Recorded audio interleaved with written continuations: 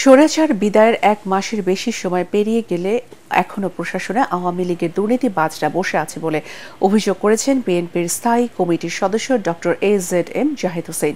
স্বাস্থ্য খাতের বেহাল অবস্থা ঠিক করতে আওয়ামী লীগ প্রেতাত্মাদের অবিলম্বে অপসারণের দাবি জানান তিনি। বিশ্ব ফার্মাসিস্ট দিবস উপলক্ষে রাজধানীর মহাখালীর ইনস্টিটিউট অফ হেলথ টেকনোলজি মিলনায়তনে ফার্মাসিস্ট সমাবেশে তিনি এসব কথা বলেন।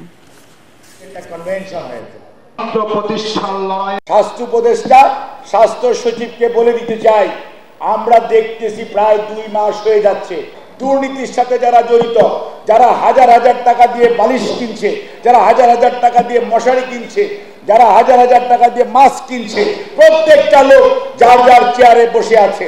যে শুডবি রিমুভ, এবং তাদেরকে ইমিডিয়েটলি ওখান থেকে যদি রিমুভ না করা হয় তাহলে এই স্বাস্থ্য সেক্টরে কিন্তু সংস্কারের জন্য সরকারের যে উদ্যোগ সেটি ভেস্তে যাবে।